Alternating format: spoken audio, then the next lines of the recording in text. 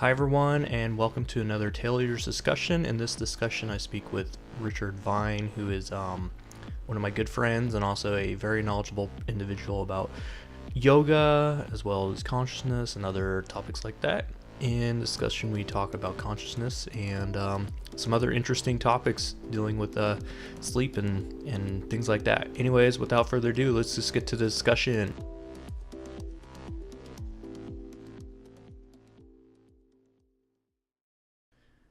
So just to clear up a bit about what we were talking about on the phone before it called.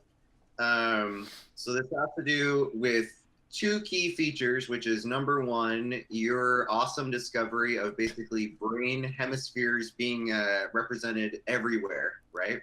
Everything is a representation of the left hemisphere or the right hemisphere. And then we also have Dr. Nader's representation, which is what I was talking about, which is that the structure of things is completely always being manifested by the human mind, right? Yeah. And that's what, like in the Yoga Sutras, or not even just the Ramayana, like all these famous, really, really important to me, documents, that the human mind structurally is being represented in the structure of these sutras and documents. Yeah. So it's the human mind constantly representing itself in the physical world everywhere, right? That's Yeah. where. Okay. Well, it's I found um, it's obviously not my idea or anything like that, but Oh no, it's I was reading the Young book and for dreams, and he actually had a name for it because he observed it what's the too. Jungian term? He called it like mandala. I forget the name, but because he's all into these mandalas. That's his thing, right? And the mandala, if I'm saying that right, I probably not pronouncing it correctly, but it's the You're pronouncing mandala sure correctly. okay the circular image with it's circular and it has a bunch of stuff on the outside, and generally the left and the right side are the same, and it's like typical psychedelic artwork is kind of has the same theme as a mandala does, um, where it's got a unification, circular, has a pattern, free flowing pattern, whatever. Left and right sides are the same, things like that. So Jung is like really into this mandala stuff, and he actually talks about the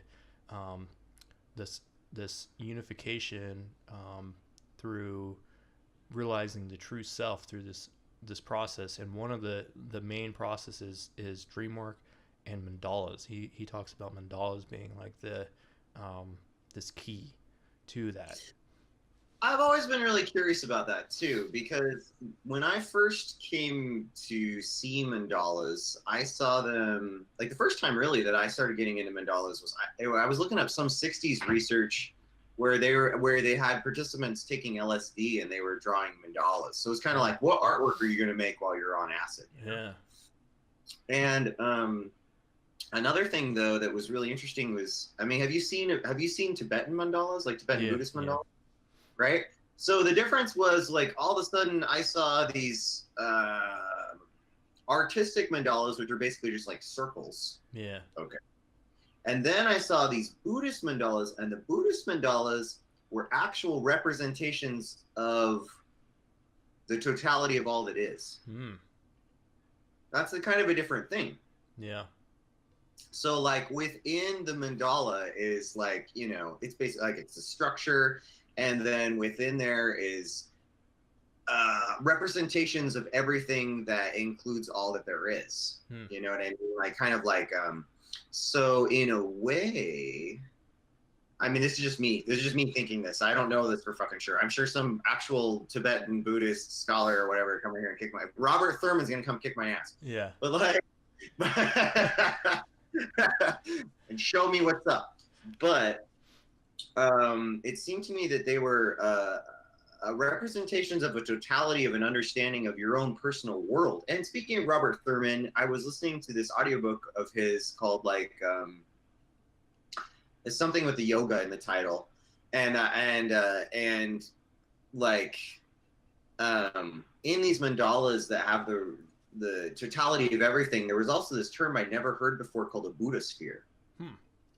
And the Buddha sphere is once again kind of like everything that's in your perception of consciousness. So your Buddha sphere contains me, Richard, your friend, and your wife, and your job, and everything that you essentially know. It's the totality of all you perceive that there's some objective stuff out there that you've never experienced, and then there's stuff that's actually in your sphere of experience that's your Buddha sphere. I mean, that's my understanding of what he said. I could be wrong. But like so if a mandala is like a visual representation of a mental totality or conceptual totality of what you can perceive, it's a really powerful object, really. Yeah, it's like a of everything that exists to you. Well, I mean, he also said that dreams are the same way. So, like Jung was saying that dreams, in every dream, the manifestation of that specific dream, there's the experience of all life inside of that. So the expression that you're experiencing is like a totality of all your experience to make that experience happen. So it's very profound to think that what I guess I'm coming to this conclusion is that art, humans don't really create anything. They express what they already know. So like we're not really creative, but what we consider as creativity is actually expression of our internal unconsciousness through artwork, through dreams, through active imagination, through architecture and all this stuff. Even words and language and stuff like that is this representation of the unconscious. Even our political aspects too, as far as that, is a unconscious representation of who we are in underneath. And so like when you see like psychedelic artwork or whatever, you can see that there's specific themes. Side tangent. So I interviewed this guy named Kelly Berkeley. I hopefully say his name right. Anyways, he's doing this interesting thing. I haven't released it yet, but he's doing this interesting thing where he can take a dream, a series of dreams. If he has enough dreams, it really works very well. But he gets a series of dreams, and then he analyzes certain content inside the dream, and he can start painting a picture of actually who that person is, their emotional background and everything like that, what they desire, all the stuff about this person without actually knowing the person at all. And he's getting really good at it, he said. So Awesome. It's like analysis through these dream archetypes. Yeah, am I getting that?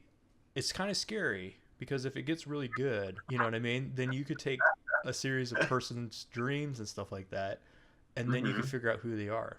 And I had this weird idea of doing the same thing with psychedelic artwork, because psychedelic artwork kind of has the same theme throughout all of it. It's you can actually almost paste them on top of each other like somebody's painting, and they're very accurately close to being the same. Sometimes men are depicted, sometimes women are depicted, but usually it's a person, and then and they have this symmetry down the middle of left and right hand sides, and then there's certain changes on the left and right hand side that I think really depict on who this person is. So if you interviewed enough people that created the artwork and you took notes about that person, then you could start using the psychedelic artwork to actually, as if it was a dream, the same way, because it is a dream. It's an expression of the unconscious through artwork.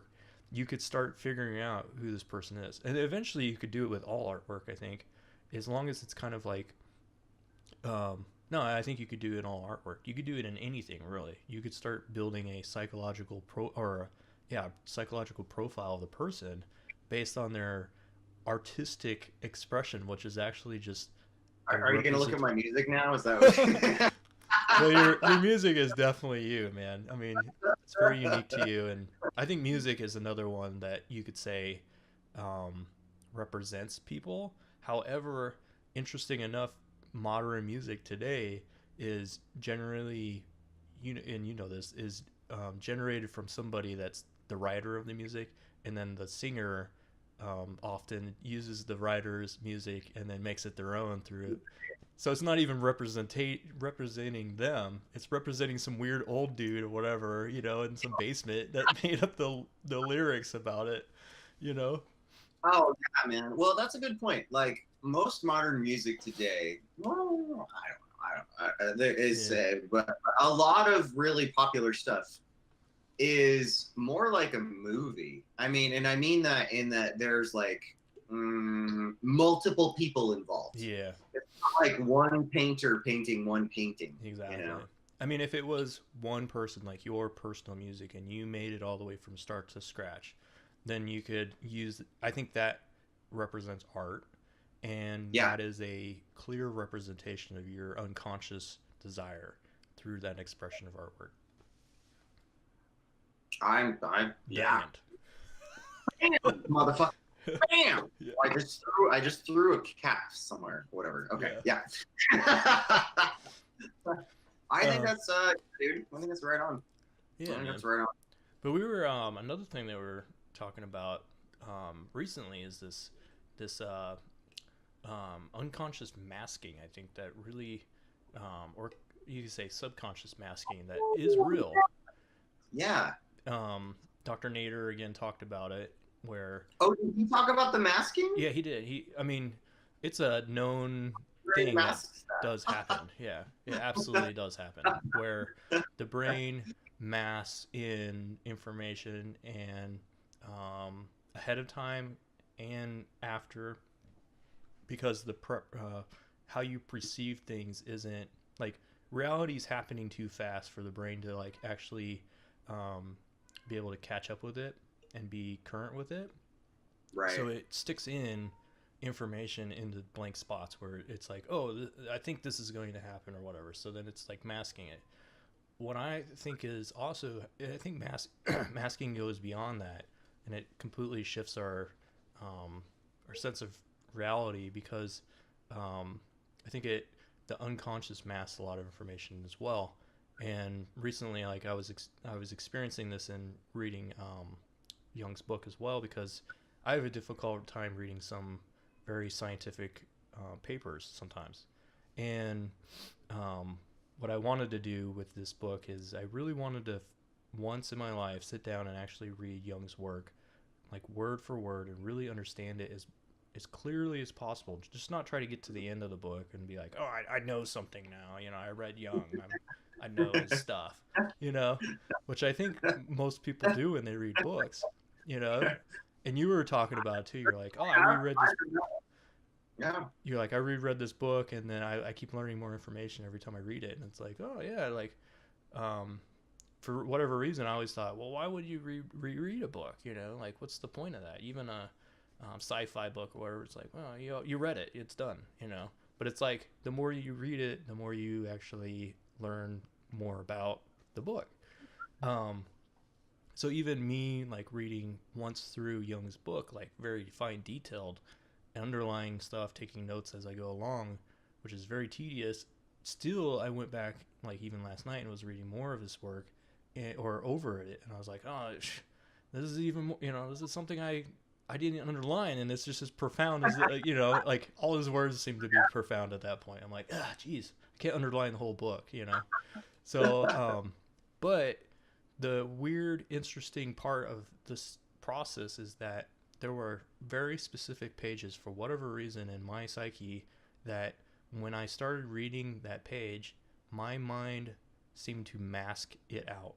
It was Right. immediately when I started reading that page, almost immediately, my mind would start being imaginative. It wouldn't think about the page, and then I get to the end, and I'd be like, I don't even know what I just read. Like I'd have to go back and do it all over again. Same thing would happen. Go back, do it over again. Same thing would happen. And so then I started realizing, like, I was like, this is kind of weird. So then I'd take breaks even and come back to that same page, and I'd still have problems with it.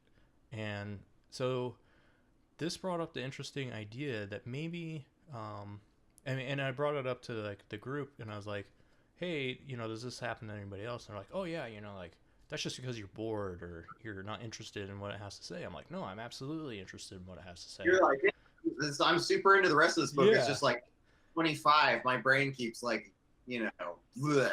yeah, it Yeah. just Yeah. dumps it. It like blanks it out, and I'm like, this reminds me of a lot like a dream where In certain parts in a dream, even I've had it so that I will have a consistent memory of a dream all the way from the start to the end. Besides one specific piece inside the dream, my mind will mask it out to the point that I don't remember that whatever is happening at that one point. And there's no reason for that. There's no reason that I should remember before and after. I didn't wake up. It's a constant dream, but and I remember in even some cases something communicating to me, but I cannot remember what they were saying or something like that. It's as if my brain purposely masked out the information so that maybe I'm not ready for it or something like that. And then going to the book, it seems to be that when, I mean, yes, I think there are times where you're bored and you just wander off and imagine, like, I don't want to listen to this lecture or this teacher or this information's stupid. I'm not interested, you know. But at the same time, there's weird instances where I think the brain is saying in some way or fashion, you're not ready for this yet, or I don't want to listen to that. It's not something I want to hear, and so you just you blank it out.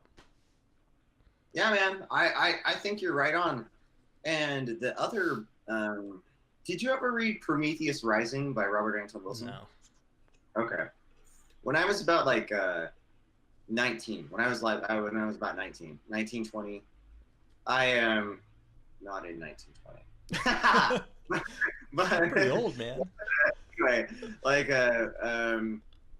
in Prometheus Rising, he has these, you're basically supposed to do these, he called everything a reality tunnel. That was his word. Maybe a reality tunnel is the same thing as a Buddhist sphere. I don't know. Maybe I shouldn't connect those two. Maybe that's really false. But at least according to Robert Anton Wilson, you had and I did this, man. I was like, all right, psychedelic granddaddy, I'm gonna take on these ideas. And the ideas were things like, for one day, completely believe, if you can, but that was exercise, the exact opposite political views that you have. Oh yeah, I remember you talking about this. So if you're a liberal, it was for one day, become super conservative, or maybe not one day, but for a period of time, super conservative. Or if you're super conservative, become super liberal. Or if you are a generally sweet person, become a violent racist. You know what I mean? Whatever it was. And the really easy example was, that I definitely remember, was, I always find loose change. I always find loose change. So you put this in your brain. I always find loose change, and you do. Now the loose change was always there, right? But all of a sudden, once you had the perceptual programming to look for loose change instead of the perceptual programming of to not look for loose change, you just didn't notice the loose change, right? Yeah. But what's wacky about that is that when you really get into it, all of our deepest held beliefs are like that. Yeah. He said, and I hope I'm quoting him right. Once again, please forgive me, Bob. But he said there was a part of the mind that was the thinker, and there was a part of the mind that was the prover. And the thinker thinks and the prover proves, and so there's a part of you that's always confirming your biases. There's a part of you that's just dedicated to proving whatever you believe. So your perceptual filter moves in a way that it proves, that this is going to be the case. And that's how it worked when it comes to actions. I had a wonderful ex who I dearly loved, and she told me at one point in time, that she knew the relationship, was gonna be great, but it was gonna be doomed in 6 months. Well, we lasted 8 months, but basically it was true. She that was true. What she believed came to be. If we had believed something different, I think there would have been a really different outcome. Oh yeah. You know what I mean? Definitely, man. So. Yeah, dude, you're always you're consistently confirming whatever you believe. So the trick then is, what do you want to believe? Yeah. What do you want to believe? That's are you saying that because I I believe that my brain is masking out the page that I'm actually I am masking out. Yes, that is a portion of it. But in addition to that, yes, that is true. That is number one true because we have now established that belief. But before we established that belief, your brain was automatically, Yeah, viewing it. like you're looking for stuff and stuff that information that does not confirm what you already want to know or believe is filtered out. Like, I really think that's a big portion of what boredom is when you're, reading new information. Like, when I was doing my undergrad or whatever, I remember taking a geology course and I could give two shits about geology. Truly. I did not care. And so it was super hard to read the textbook, Yeah. And because the information at that period in time, my subconscious did not feel was relevant at all to my experience at the time, but it goes so much deeper. It goes to the point of just like you were saying, like you love Jung. You're like reading these incredibly deep works on Jungian analysis, and and the thoughts he had.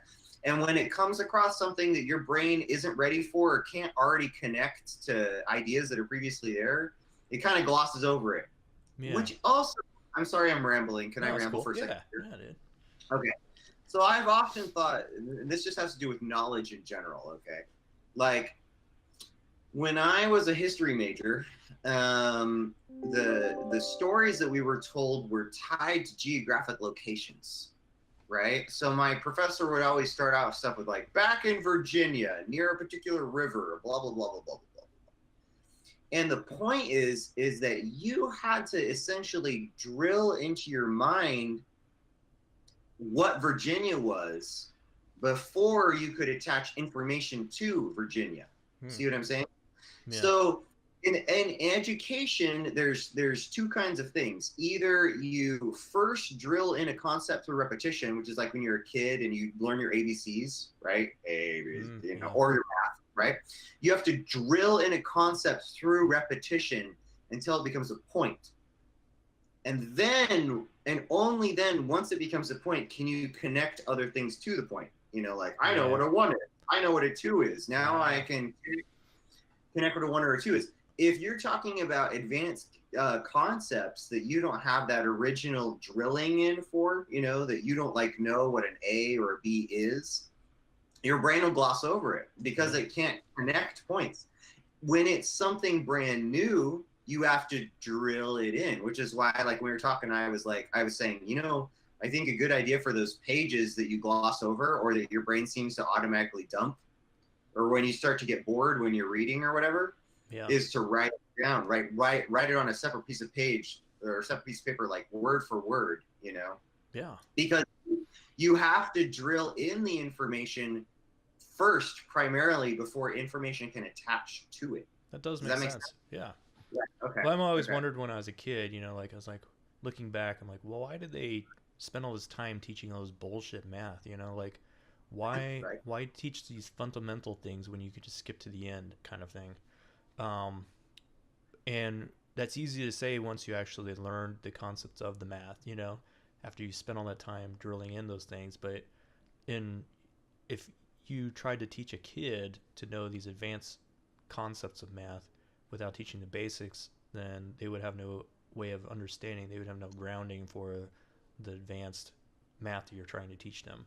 So it totally makes sense now in like retrospect of what you're saying, and especially with like advanced text or advanced for me text. Often I have to go and like Wikipedia or Google certain terms or words or whatever that they're using, so that I can actually understand the concept behind it. Even like basic, what I'm finding is basic terms, even my misconception of what those terms actually mean. And I've found that it's common through our society that we use terms and we don't know what they mean. So they turn into stuff that originally they weren't intended for. But then you go back and you read some like more not ancient but 1920s work, like Jung or whatever, and they're using terms that today are completely mean totally different things, and you're like, whoa, something's wrong here. So you have to go back to the original term where, you know, the actually what it means, the definition of it, and then use that. But after you do that enough, then you can actually start kind of speaking the language or reading the language that this person is conveying to you, so you can actually understand it. It's it's interesting, and it's challenging, that's for sure. But it's definitely made me think in a different way to be able to go back. Like Freud is exceptionally hard for me to read, and two parts because it's old text. You know, it's older text. It's not modern, and two, we generally have a negative view of Freud and what he has to say. So immediately I think, oh, this is worthless. This is not worth my time. I don't Right. want to do that. So then I start glossing over it immediately. But if Yeah. I'm like, F those conceptions of that I have of Freud, he's got something to say, and then start going into it, then I start becoming more interested in it. And then if I start picking apart his words and stuff like that and actually understanding what he has to say and giving it like its weight, you know, and then I can get meaning out of it and actually kind of understand what he's trying to convey. So it's definitely interesting, man, to see that. I don't know. Well, like you're always right. You know what I mean? Like your Thanks, Steve. consciousness. I'm just kidding. No. I not with you. I know. I mean, I know not what you're saying. me, but well, also you. But but everybody is always right. You are always self-confirming what you already expect. Yeah. What you Exactly. expect. Yeah. Might be deeper than what you want, and deeper than what you want to believe, which is another. There's belief. There's what you want to believe, right? Yeah. And then there's deep down in your subconscious what you actually expect, which has happened from your experience. Yeah. You know what I'm saying? But you're always right. You're always right. So when you want to learn something really radically new, you have to do exactly what you just said. You have to be like, oh, fuck those guys. Freud has something valuable to say. And you know what? Freud's a fucking father of psychology. I think maybe for some, you don't have to agree with him on every aspect. But Jesus Christ, man, Freud is fucking Freud. He's Freud. Jesus, Freud. You know what I mean? Yeah. I actually watched that first part of that documentary that you sent me. Yeah. What do you think about that, dude? It was really good. I mean, it was talking about Freud and his brother, primarily his brother being the father of modern marketing, pretty much. No, his nephew. Yeah, his nephew, not his brother. Yeah, his nephew. But I mean, he was pretty much used Freud's playbook in order to create these concepts. And Freud actually wasn't even popular, which I was like, whoa, like his nephew is super popular. Freud, dude, isn't that genius? Yeah, and then his brother marketed. Fucking genius, like evil genius. Yes. Evil genius. As far as I'm concerned, but genius nonetheless, right? Yeah, and another thing that I found really interesting is their observations of humanity and their time. So like the amount of energy they had with so you have this. It seemed like in a way they had this big ball of energy that people. Each person called had. The Century of the Self, right? What's that? I just want to say the title of the documentary for anybody who wants to see it is called The Century of the Self. But anyway, sorry, keep going. Say it again, because I don't think people heard it. The Century of the Self. Okay, I'll put it in a link too. Aired on the BBC. Anyway, sorry. It's good. Going. It's a little old, but it's good. But what I imagined is like each person has this big ball of energy, right? And what we do with that energy, if we're idle hands, you know, then we're going to act out some of our more aggressive tendencies that are naturally in all of us. And that's what kind of Freud was talking about with this. He kind of had a negative view towards people, I think, and rightfully so. He lived through two wars, world wars, and one in World War II. Had to leave a country because of it, you know, and was broke and all kinds of stuff because of it. So I imagine I would probably have a negative view towards humanity as well. But he was right that, you know, deep down inside we have these drives that drive us towards doing certain things, and some of them are violent. And so their concept was to pretty much take away that energy, that excess energy that people had, by investing their time and work and energy into stuff that doesn't really matter. So, well, in an interesting way, really, I mean, it's crazy, but it's true. Control people through consumerism. It's Yeah. pretty genius, really. Yeah, it's But true. if you think about it in that way, consumerism is a tool not to make money. It's actually a way to make it so people don't become violent and act out those violent tendencies to kill each other and create war. There is Keep the fun. war. Say that again. Oh, keep the apes happy, man. Yeah, dude. And it really is like that. And I was thinking about it. I was like, in modern times and stuff like that, it's like we tend to think as a majority of people, we're like, oh, consumerism is bad and it's there to make money for the 1%, and the 1% are doing all this stuff with our money and everything. That may be true, right? But that wasn't that was not the initial tendency of this whole thing. That's just kind of how it played out. And no one cares how it plays out. That's the thing. No one. I mean, it's probably uh, generated in such a way to have a small majority of people have the money, because then they can make policies and stuff like that to continue the cycle going of removing this idle energy from people so they don't act out violently, Yeah. like in masses, and create mass extinctions and stuff like that. Well, like, I mean, and the other half of that, I mean, because totally, man. I mean, I've railed against consumerism most of my life, but after really considering it, and especially that documentary, like, pitted against the Nazis, right? Yeah. And one of the most interesting things to me in that documentary is when there's this guy at a giant rally, right? And he's talking about the psychology of being in a giant rally. And everyone who's in the rally at that point feels love. Hmm. They feel love. And I've thought that too. Like every time I've gone to a rock concert, or, you go to a giant football game or something like that, like, Yeah. and so there's love for my group, and it's such a validating thing. This also goes to what we were talking about a few days ago, personally on the phone, about individuals needing validation from other people. So they have to convince other people of their own ideas so that they kind of feel secure, right? When you go to a giant rally or a giant, rock show or whatever, you're all on the same page. Everybody loves the rock band that you paid money to come see. Everybody is there to support the particular football game. And when everybody was there to support Hitler, but whatever, they they loved Hitler. Like, they loved him, man. I was like, oh my God. Yeah. I mean, I've never looked at the. I don't think I could say that enough. But I could not. I don't think I've ever seen the images that they showed on the show, and I was like, whoa, like these people were really intense about Hitler. Like they really love that guy. Fucking love this psychopath. Yeah, I was like, whoa. Oh my God. Yeah. Yeah. And that was the thing, was because then they'd look around to each other and be like, we're on the same page, right? And they'd feel that love.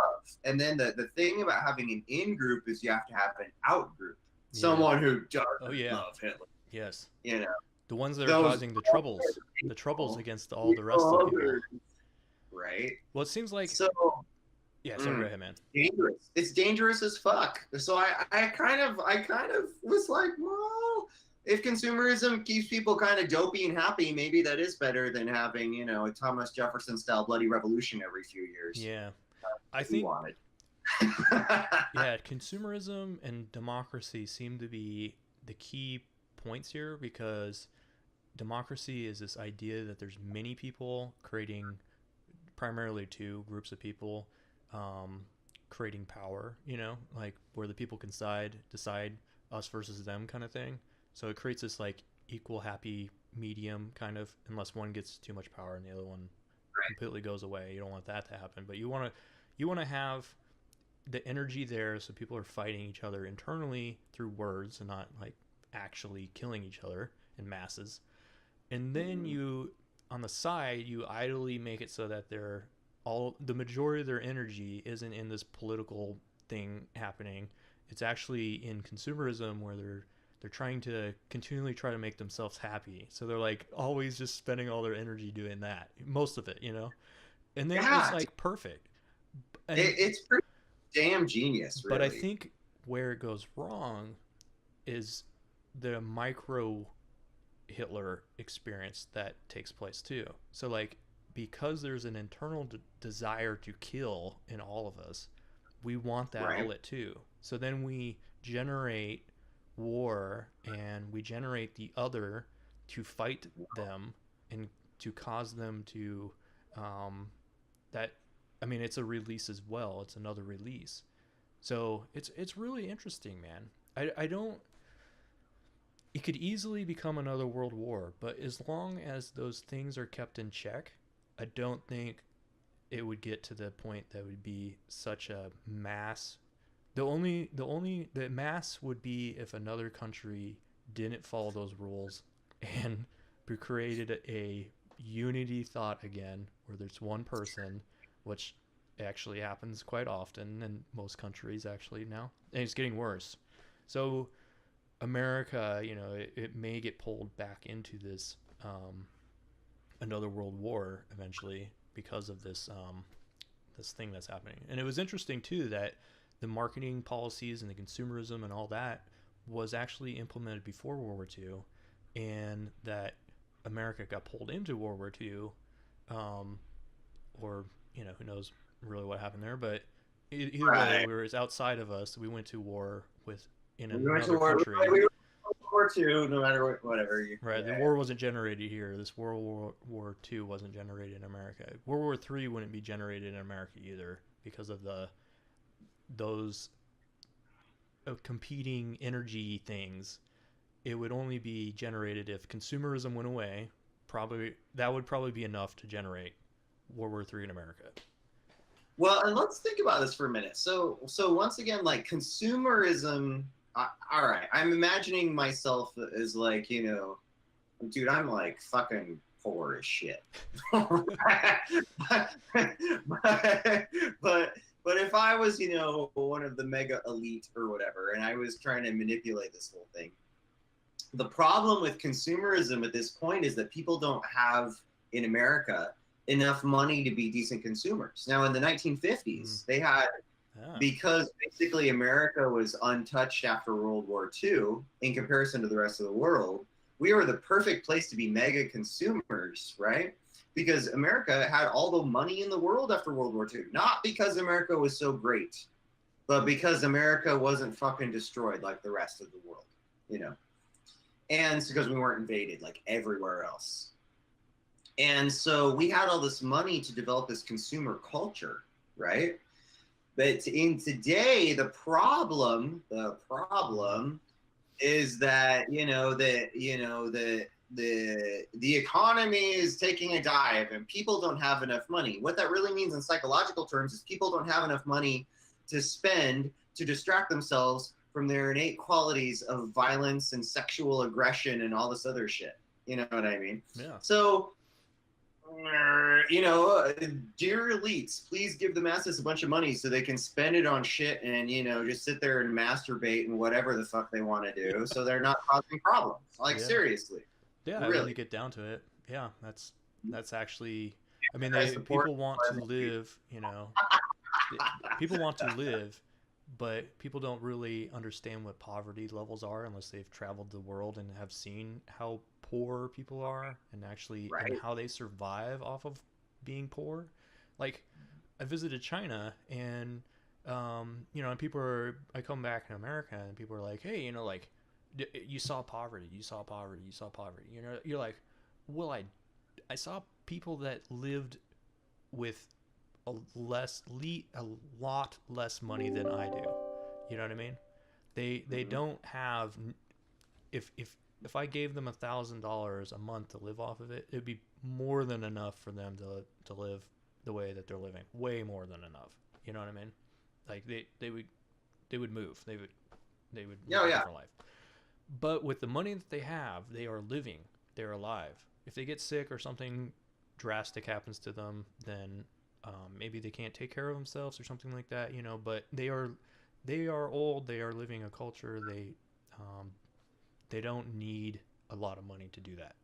So they're actually living okay. They're actually eating better probably than most Americans are eating, oddly enough, because they eat fresh vegetables and stuff like that too. Right.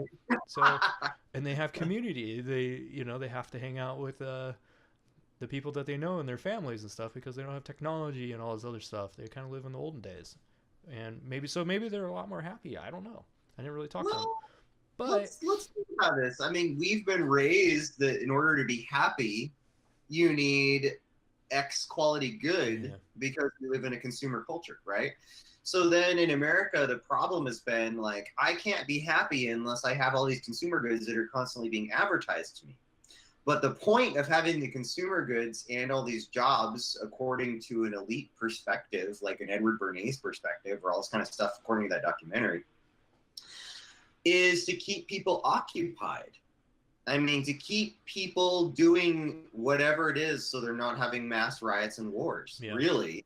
Just really, if we can just keep people from having mass riots and wars, then, then the elite are happy as punch because the stuff isn't getting all fucked up everywhere. Yeah.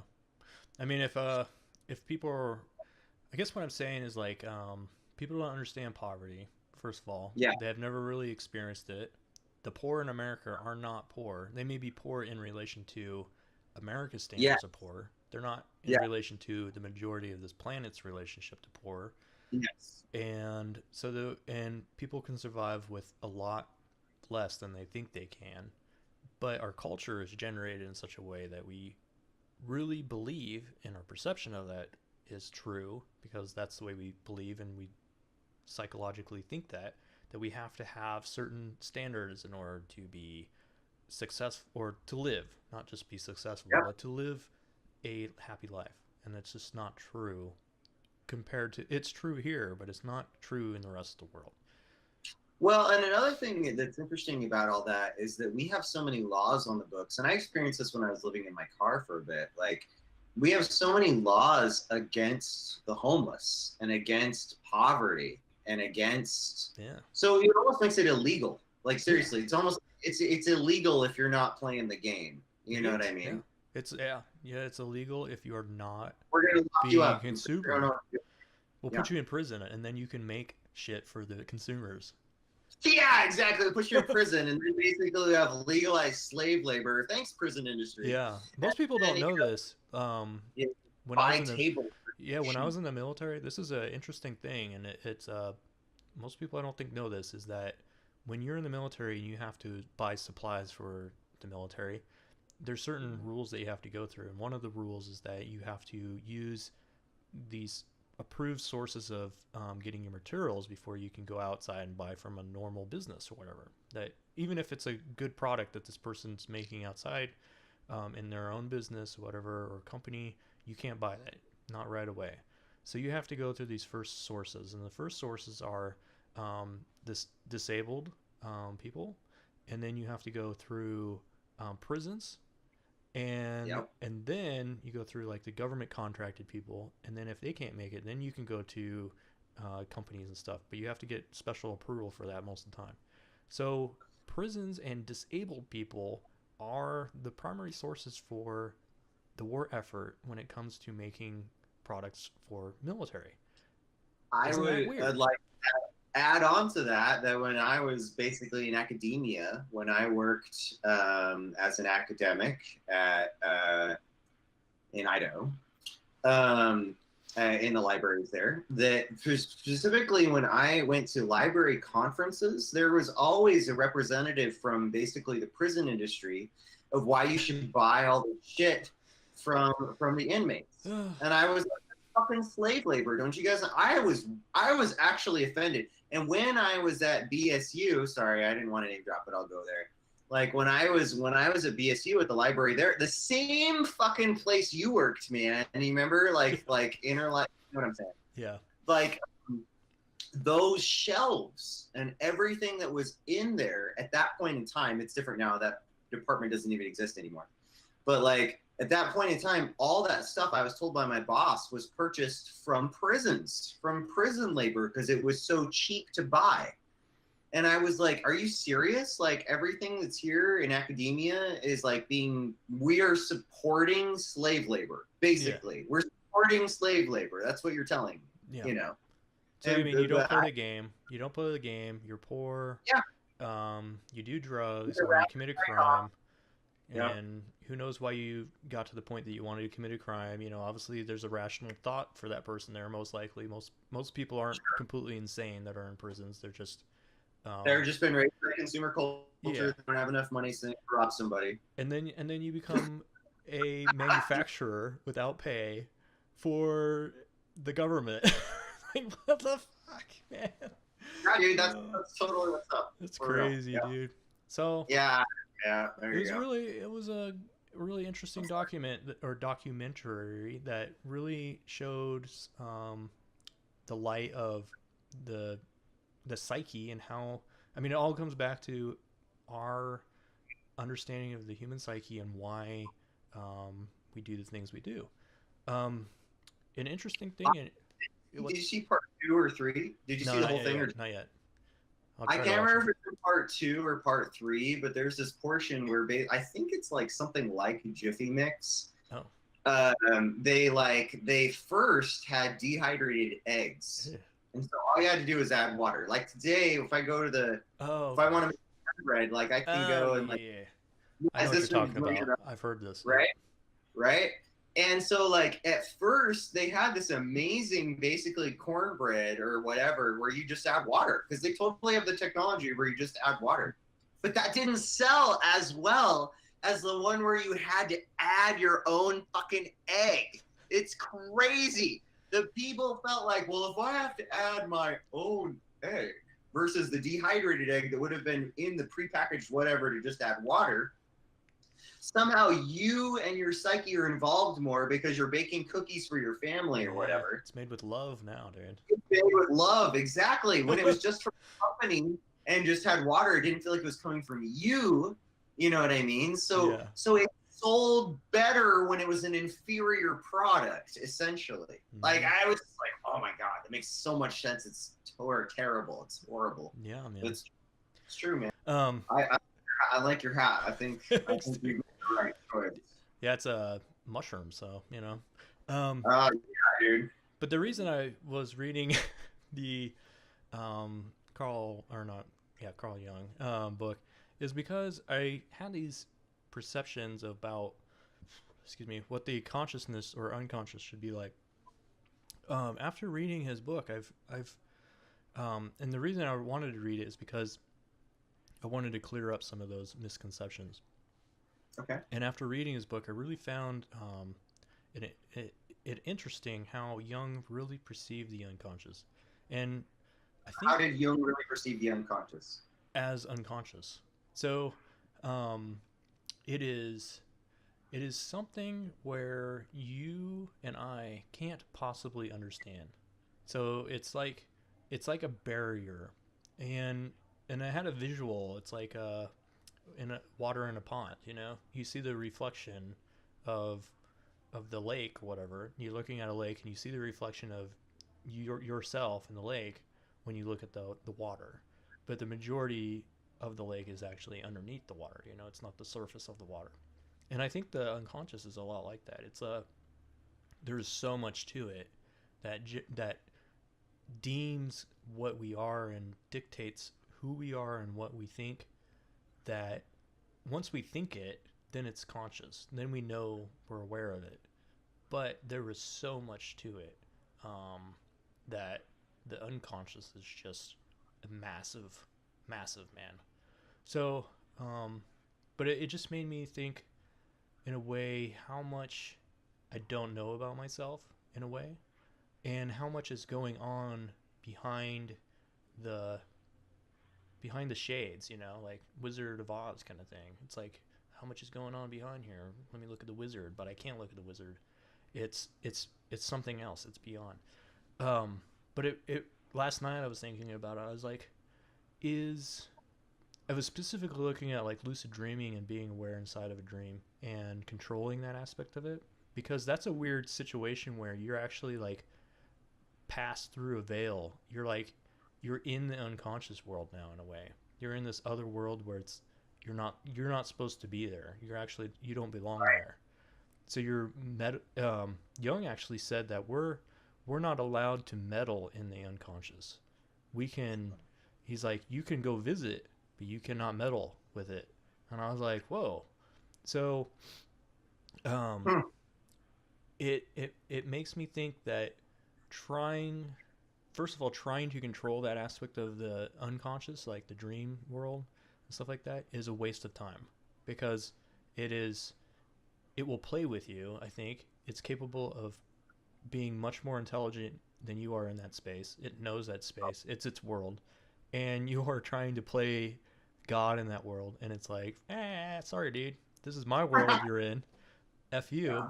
It may give you the illusion of control, but that control is to pretty much maybe teach you a lesson that it's already trying to convey, or kick you out of there, and do or make you do something or believe something in that world that you um, that you think that you created or know now yourself. Like, oh, I had this experience. This is me doing this experience. This is mine.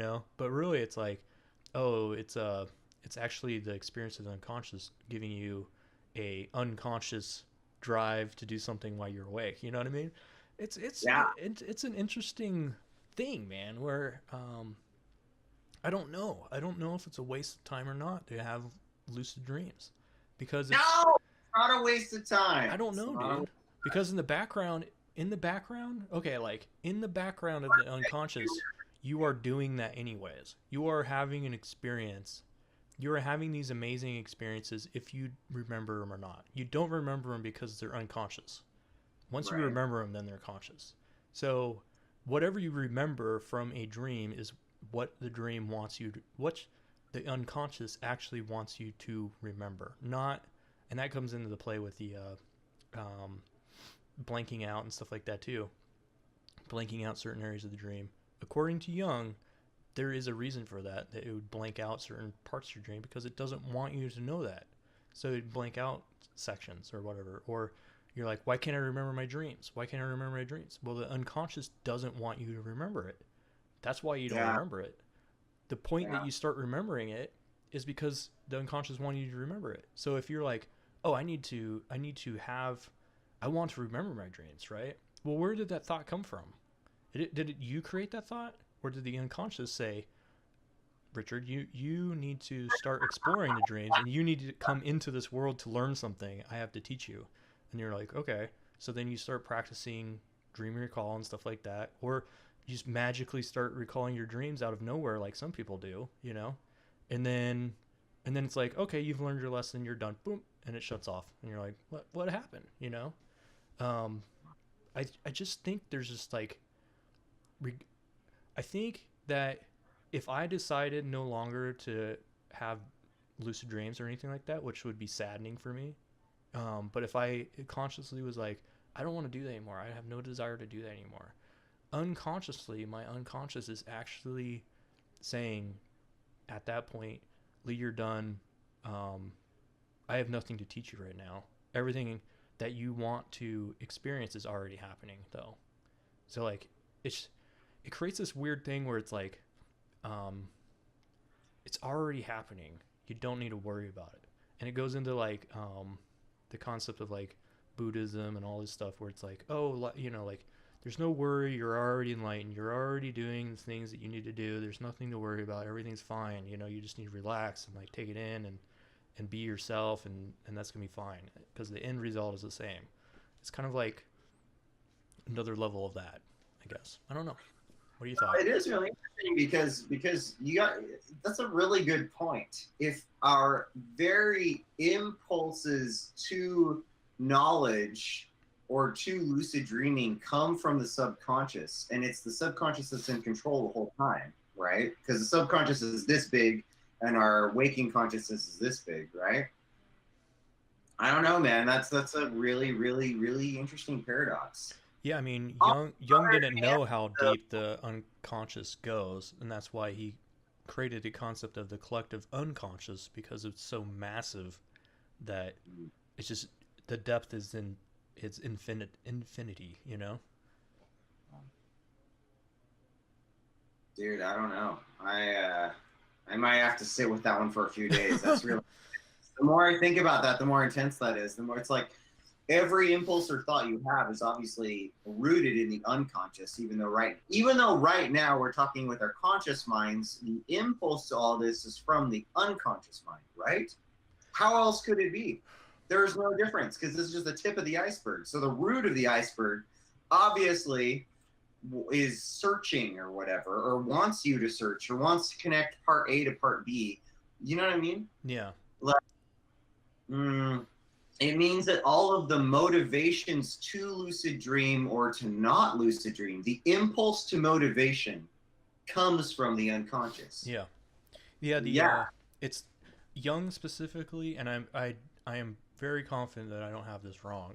And maybe Jung was wrong due to modern psychology or whatever, but you cannot communicate to the unconscious your desires.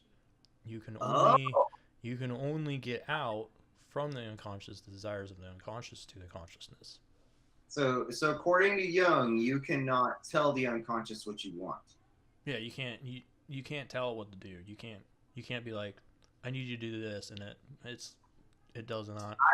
Uh, I don't believe that. I mean, I love Jung, but I gotta disagree with that. And my disagreement with that comes from hypnosis techniques and yoga nidra. I mean, you could do a really, really crazy ass argument where it's like the subconscious is wanting you to do self hypnosis techniques and none of us are actually in control, and that might be reasonable. Yeah, I'd say that's true. You know, I mean, and yeah, I don't know. Maybe it's everybody's sub. Oh God. No, Oh God. I That think would mean that would be true. I mean, if yeah. like I went to hypnosis, right? Yeah. And to try to learn about out of body experiences and stuff like that and active imagination through it. And I was like, okay, I'll do this. Well, where did the idea for me to go do that come from? That I just create? Like, if you're impossible to create something out of nothing, like that just doesn't happen in science at all. Nothing Right. does that. Then Yeah. it comes from somewhere. A thought has to come from somewhere. It has to be generated from something.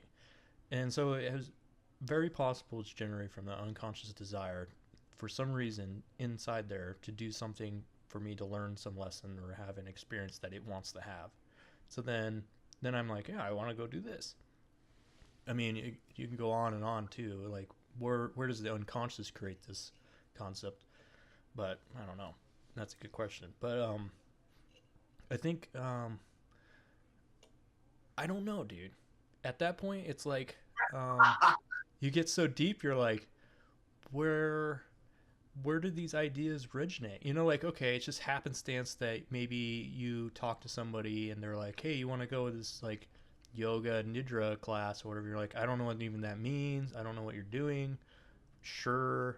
Most people don't do that and they have to know something about something in order to like agree to it. But say you did that and you're sitting there and you're like listening to this person do this thing, and then your brain, something changes in you, and it's completely unexpected. Your brain, there's no way that your brain set up this series of events to get you to this point. Well, now Jung throws out the collective unconscious, so you're fucked. Because it's like, oh, that person's brain somehow told you to go do this thing or whatever, and you're like, oh yeah, I did it. So there's no way to get out of it. He made it impossible to get out of the system. It's like it answers everything, unfortunately. Genius. Yeah, I don't know, dude.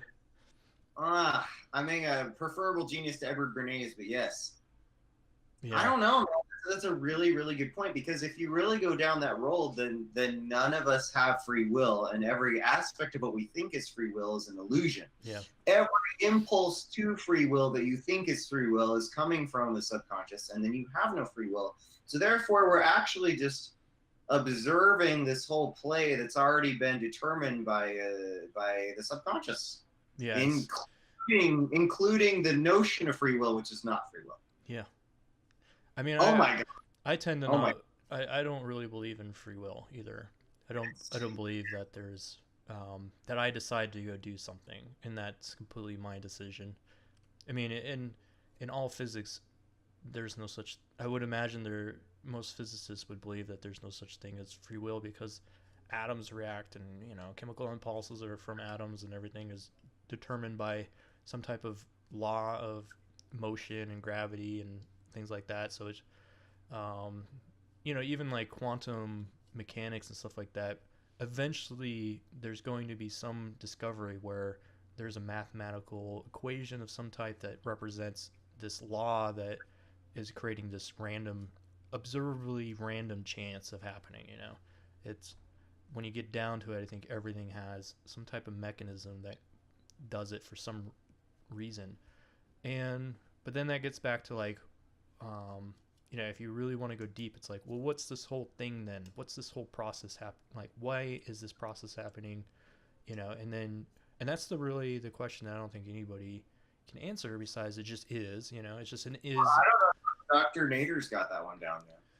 Well, he says that it. I mean, I think from what his experience was, or his talk was the discussion of consciousness observing itself, kind of. I don't think he really expressed like some determination from consciousness, like it just is doing what it does. It just is. It always is. Well, from what? Yeah, yes, it just is. It really comes down to just in a weird way, and then if you want to tie this into Eastern concepts and stuff, acceptance. Just accepting. Just okay. This is what's happening. You know what I mean? Like, all right. Yeah, exactly, dude. Yeah, I mean, really basic just acceptance. I mean, it's funny you mentioned. Yeah, go ahead. Today, I went to a yoga nidra session. It's funny you mentioned that. Because today I was in a nidra class at my local studio here. And, one of the things in this particular method, which is the Amrit method of yoga nidra, which I really like, it's my favorite method.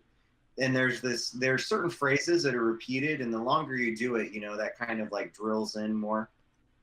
And one of the ones that's phrases that's repeated often, and if you do this practice, you'll hear it all the time, is do nothing from now on. Do absolutely nothing from now on, and I remember even thinking that sitting and laying there today, I was like, how the hell am I supposed to do nothing from now on, But now hearing these concepts, it kind of makes more sense. I mean, like, I'm acting in the world, but really I don't have any willpower whatsoever. This is all just happening. You're really just an observer observing itself through the process of observation. Exactly. Or your act of doing is actually observation in the same way, because you're doing what you already were kind of desired, like your unconscious desired you to do, and beyond that desired for you to do, or whatever that means. But you doing that is also doing nothing. You're not really doing anything anyways. Like, no matter what you do, you're not doing anything. You're just doing like whatever that is. I don't know. It's a brain. I mean, I treat some of these concepts like a fourth dimensional object. Like, some people think that it's impossible. Yeah, I think most people think that 4D object means time, something to do with time, and all they have to do is watch like Carl Sagan's video on 3D and 4D objects, and you'll find out really quick that the fourth dimension is this dimension that you can't possibly understand. They know it exists, but at least in theory, mathematically, but you just can't. It's like something you just can't understand. It's impossible to understand it. So you just have to be like, it's my belief box. I call it, like, it's a good concept to say like the fourth dimensional box is my belief box. It's like, I'll just put it there, and then it's some weird blob that I can't even comprehend. And well, I often, like, how do I say this? I often think about the perspective of ants. It's just a thing that has come up to me over and over again. It's probably because as a kid I played Sim Ant. I don't know.